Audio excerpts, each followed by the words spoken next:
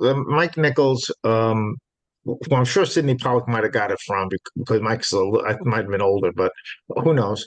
That there are only three types of scenes, and they can be combined. But those three types are negotiation, seduction, and fighting. And Mike is it's I've been teaching that to actors for years, and Mike just made a joke, but it's true. They always remember fighting, and they always remember seduction, but every one of them forgets negotiation. Just like I did. Yeah, No Never. kidding. just like you did. Well, seduction is sex, they think, but it does not even have to be sexual, right? Because you Right. can seduce somebody with other things. You can seduce them Money. with money, jobs, fame, fortune. But everybody remembers seduction. Yes, sir.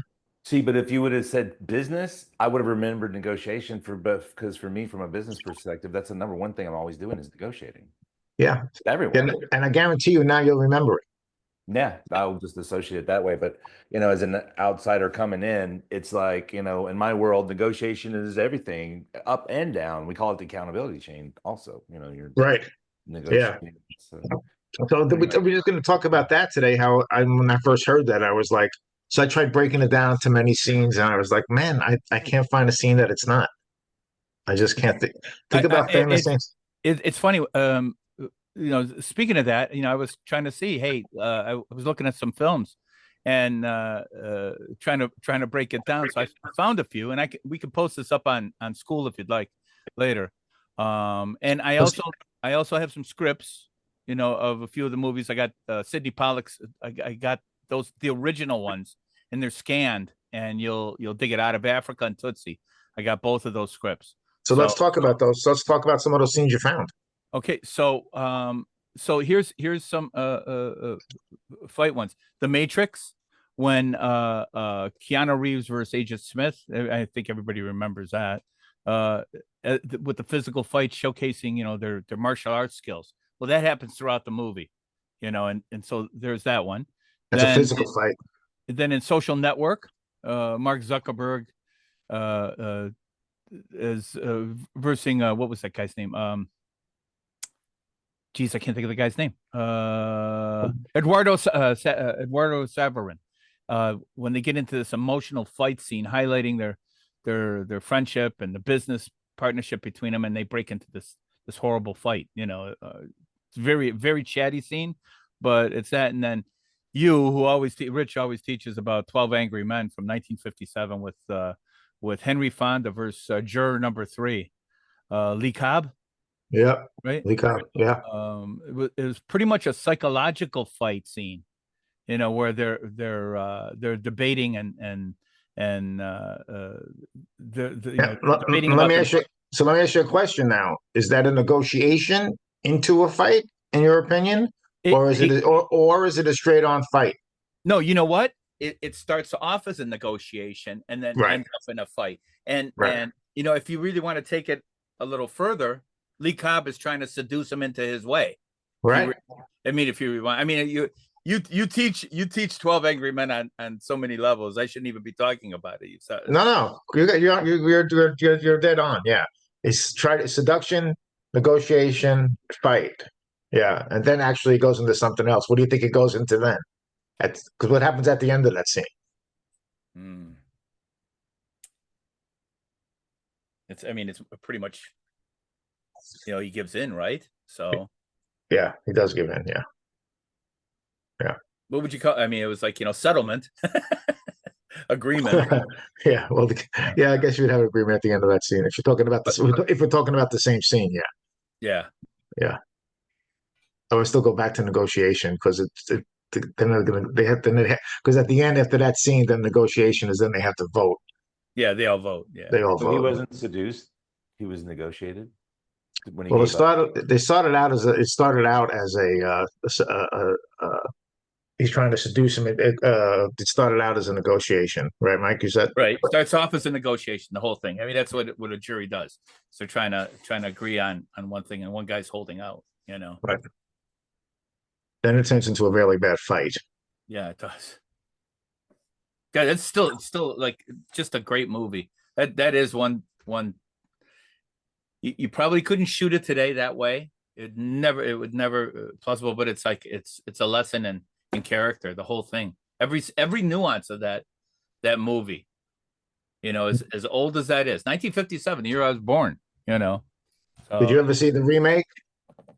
with who was it? James Gandolfini, Tony No. Danza. Yeah, there's another version out there. You guys should watch. It's fantastic. Wow. You know what? Jack Lemmon. Title post it. I Yeah, don't.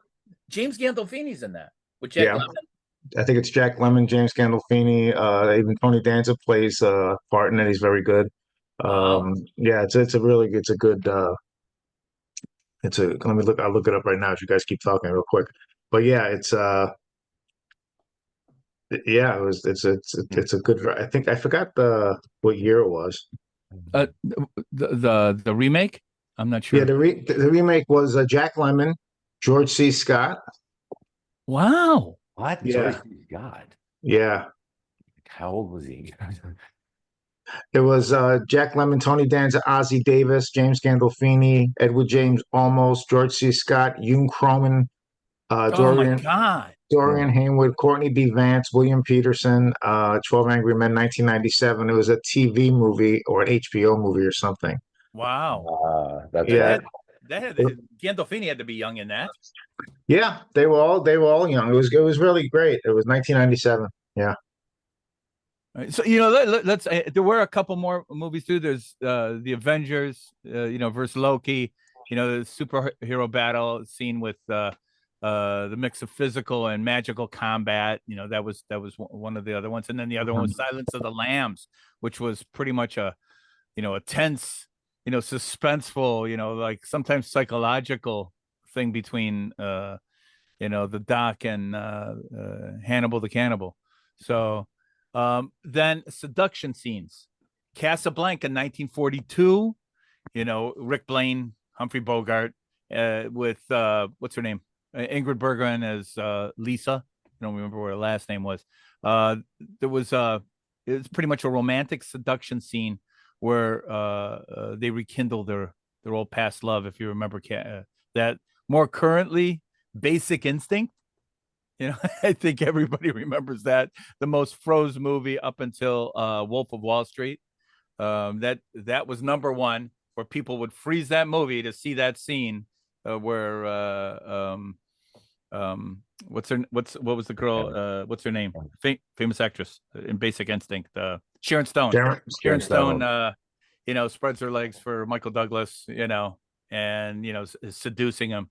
That's was the number one seduction scene, number one froze movie scene of all time, where they'd freeze it on VHS, and you get that shaking of the old VHS tapes until the CDs came out. There was always a joke about that, and then until Wolf of Wall Street, with where Margot Robbie is fighting with Leonardo DiCaprio, and they're arguing, and she goes, "You see that?" She shows her thing with her legs spread out in the scene, and she says, "You're never going to touch that again," And that took Sharon Stone's part of being number one frozen scene in a film, but that was an ultimate seduction scenes. And then The Godfather, with Tom Hagen, Robert Duvall, seducing Kay Adams, Diane Keaton, a subtle seduction scene where Tom wins over Kay's trust. So it wasn't about sex, but it was about trust. It was trying to get her to trust. So it's like you said, it's not always about sex. And then What scene is that? Which scene are you talking about? do you remember when he's trying to get her convinced? Hey, listen, everything's really okay. There's nothing to worry about, Kay. You just have to let it go. You're gonna have to, trust me. Michael's okay. Oh yeah. He sent him away. Remember? Yeah. Yeah. So Yeah, it's I like do. Yeah. he's trying to convince her. He says, That's true. That would be seduction. Yeah, you're right. it is a seduction scene. Then Pretty Woman, where Julia Roberts. It's pretty much a romantic comedy, but the seduction scene where the two of them fall in love, and that is a love one. Where it's like, okay, she was a hooker. George, do you remember the George Costanza? Jason Alexander is kind of the bad guy in the movie, he's all Right. money oriented, and he he manifests his love. Richard Gere's character manifests his love for Julia Roberts when he catches him trying to hit on her, and that's when he knows absolutely that he's in love with her, you know. And so he throws her out. So those are on the seduction side of things. And there's so many more. I mean, you can't even list them all. But you know, I love the fact that you either got the love seduction, or you know, for business, you know, or for you know, your viewpoint, even, you know, like when we show in 12 Angry Men, you know, it's like, Yeah. that's great that you brought out that point, because I didn't even think about that. So let's see, what are we, I had listed, where's my list? I keep thinking of Godfather 2 when Kate tells him about the abortion. Oh, that's another great one. Yeah, there's a lot going on there. There's a lot of it's a negotiation, but it's also a fight. You know, it starts out as a negotiation, then he hits her and it's a fight. Oh You yeah. know, then she says she's leaving. You know, I will never have a baby with you, she tells him. Negotiations goes back to a negotiation. Then the negotiation's over. It's over. You know, it's funny, there was so much stuff online about the three, you know, the three types of scenes, and the host of that conversation, he goes, all these people, and he had all their comments. You know, it's like, well, no, that's not the way it is. No, there's more kind of scenes than that.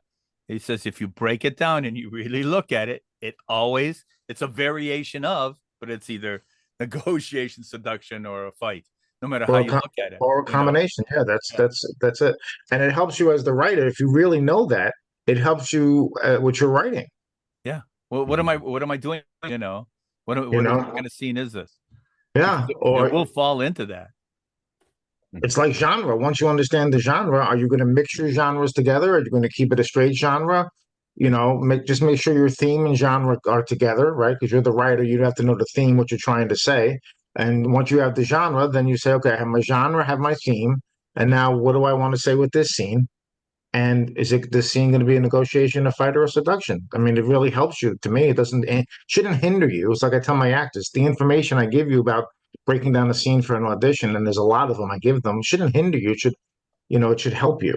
You know, Or I hear you're saying, if I'm planning the scene, and like you're saying, like, well, I know I'm gonna start it this way, I'm gonna have it escalate, and then I'm gonna have a resolution, almost like a three act within a scene, right? So you can use that as a way to think about how you want to structure that. I I guess that would give you inspiration, is what you're saying. Like, okay, well, I want to write like that around this kind of thing and see what I can come up with, because I think it would work because of my bigger theme and of what I'm trying to accomplish, right? right? Am I hearing it correctly? Is what I'm asking. Yeah, yeah, and then also it'll help you also because like you don't want to write two fight scenes in a row. You don't want to write three negotiation scenes in a row. Negotiation, right? It's Right, like, but yeah, if you read bad scripts, like, and people don't realize this, you'll say, well, this for guy has, recruiting, yeah, this it's boring, the boring. boring Yeah, scripts. So you right. want to be very aware of that, you know. And writers don't even know this information. So how, if they don't know it, they're not doing it. Is this really described in the book that way? No, So this is an element we need to add to our application as a kind of absolutely, yeah. Yeah, check, yeah, a yeah, yeah. check. So this doesn't fall under pacing though or anything. This is its own category. It, It's just it's a categorization of what's taking place. it could go into pacing. It could It go could, into pacing. because I mean, I mean, it's so many movies I've seen that you lose my attention. Why are you losing my attention? Because the scene isn't specifically defined. I'm not watching a movie for those things. Mhm. I'm not allowed to anyway. I drive my wife crazy. I would say, oh, you look right here. Stop. You know, she doesn't want to hear it. I drive everybody crazy. So she keeps a roll of duct tape and some rope right there while we watch movies. But watching, you know, Uh-oh. if I can get pulled in, not think of any of that stuff, they're doing the right thing. You know, because it's like I'm not thinking about anything else except what's happening right there. I'm drawn into it. You know, there's so much content out there it's like, why risk boring somebody and writing something that won't attract somebody? Why lose anyone? But I mean, there's genre specific movies that hey, I love this type of movie, this type of movie, this type of movie. I love it when I'm drawn into something that's not my type of movie, and it's usually because of one of these kind of elements. But I guess what you're also saying is that even if you just have kind of what would be a typical kind of boring story, you can make it not boring by just changing up these elements. It changes, and that is and thinking about what that event was and really break it down into these kind of three component parts, and then you can actually mix it up and make it kind of interesting. So you should be able to kind of help anyone story tell a little better just by saying, just don't be repetitive. Like, you're driving me bananas, right? Like, And you know what? And you want to know why it's not in the book? why? Because I just learned it. Oh, well, I guess just it goes learned. in the next book. So you It's talk about somebody. updated, You talk about somebody who's doing something for 40 years, and right? the people who think that they can't learn anymore. That's bullshit. I'm constantly still taking classes. Constantly Same still here. trying to learn. So I just learned this around 5 or 6 years ago, or 4 or 5 years ago, and I'm still always searching to learn. So I just learned Right. it, fell in love with it, immediately started going nuts about it and researching it and then making it my own. How could it, wow, how can I use this for writing? How can I use it for improv scenes? How can I use it for acting scenes? And now I embrace it my way. And, now we use it for everything. So to all Well, the thanks. people out there, you're never too old to learn. Right. Right.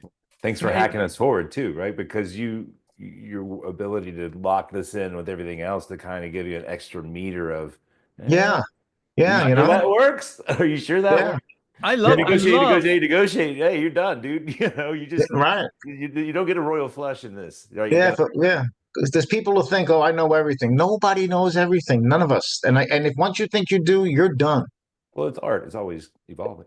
It never I love stops. it. I love it when a seasoned professional actually says, I didn't know, or I don't know that. No, I don't know, but I'll find out.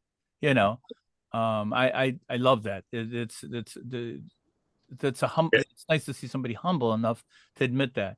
I mean, I don't know everything. I mean, we're always learning stuff. There's always things That's to why Al Pacino has an acting coach. That's why Harvey Keitel still has an acting coach. That's why James Gandolfini had an acting coach, because you need people to help you. Yeah, and that's why other people write notes. That's Can you what write notes on your own script? Yeah, but you know what? You're not going to be as objective as a third party would be. I don't think so, because it's the same reason why we do in my world of software, where we do quality assurance testing. It's because we have bias, right? Yeah, You need to have user acceptance testing. The people that are actually going to use it, they need to look at it, and because you worked so hard on it, you're not going to be maybe as critical. Rather, I would say this: users are like water; they will find every crack in everything you've done.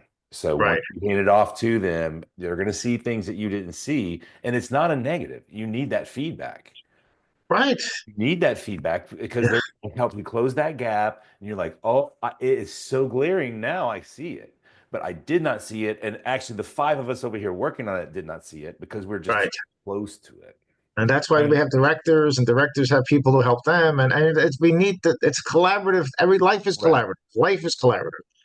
We always what's their names? Not Wachowski. Something about Mary directors. The two brothers. Oh my God. I don't know. I can't. Mental block. The Matrix. I had a chance to meet both of them. Really nice guys. I had met them back in, I think it was like right after they did something about Mary, and we were at a conference. There was it called Star Power out in Los Angeles. It was after I was done working in Schinker Entertainment. I was out there pushing Guns, Drugs, and Dirty Money, which was called Takedown at the time. So getting to meet these two brothers, something about Mary was a big hit, and just hearing how they, the trials and tribulations of getting getting this movie made and selling a script and almost losing all the money, and because they weren't savvy to it and they didn't know what to do. Great writers, great ideas, wonderful things, but hey, until you're in the trenches, you really don't know everything. And oh my God, I can't believe I It can't. Doesn't matter. It doesn't matter. It drives me nuts.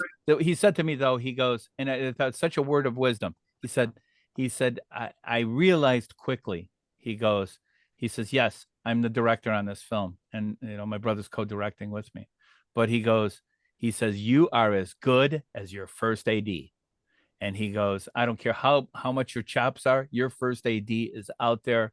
Your first assistant director is out there, watching for the pitfalls, watching for the problems that could come up, and knows, hey, no, don't do that, do this. And he goes, and that's a big trust factor. I will work with that person for the rest of my life. I mean, look at Scorsese too, same way. Yes, absolutely. And before I forget, we should pop onto the negotiation one too.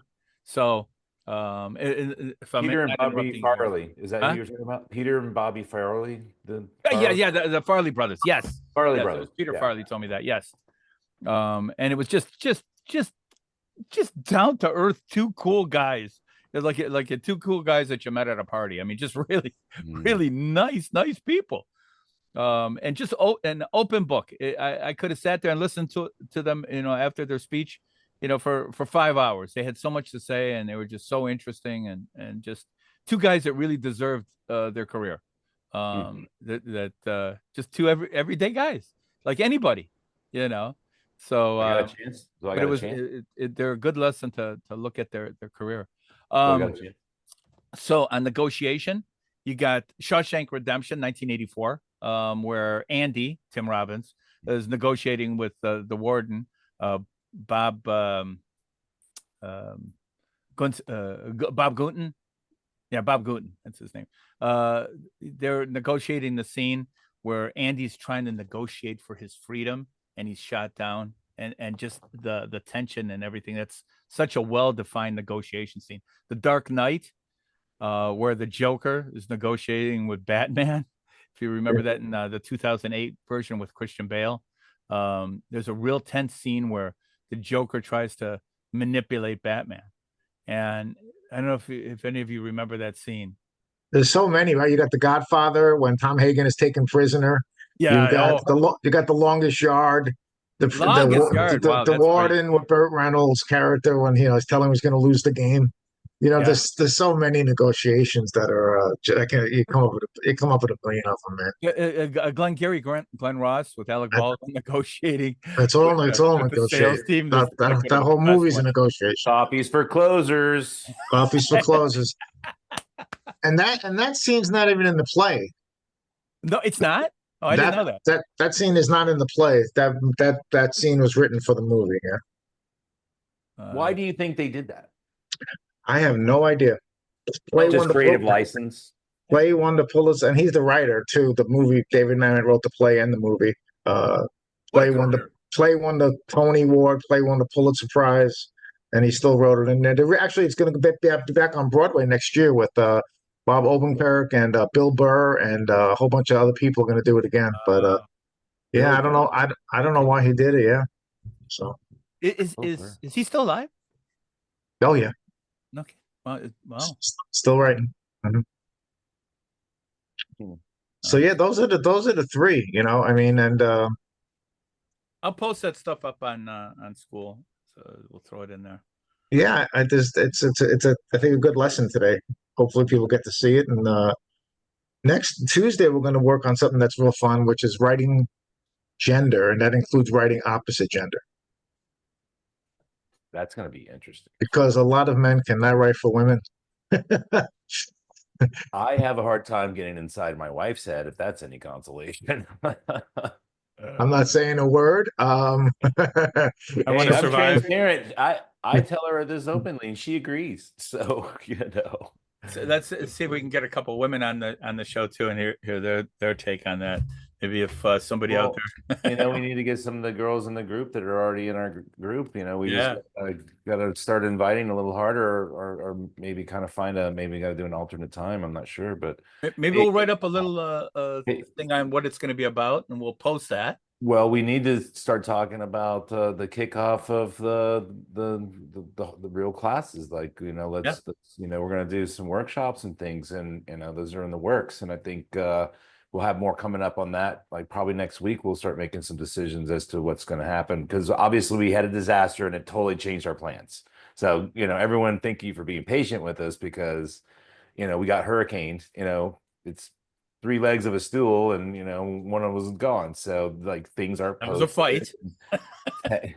Is it? Because I was negotiating in the storm, right? I felt like, you know, please don't But you were let getting this happen. negotiate. Yeah, well, it made me a different person. So anyway, anyway, I think we got some things to look forward to, and we can start putting dates together. And I think that'll Sure. be interesting to people because, you know, we want to help them do what they're doing, whatever, you know, whatever story they're trying to put together. And Absolutely. I'm student zero, right? So it's, you know, I got that my class is rebooting here, like I bet basically next week. So I need to get back on the horse and get back to Awesome. writing my page a day. And I have to do faster than that because I'm behind the eight ball. But thank Yeah. you again for all the help. And then You're welcome. Thank you. We'll see you tomorrow, actually, right? Mike and I. Yeah. We'll see oh, it. yeah, we're gonna do the thing, for sure.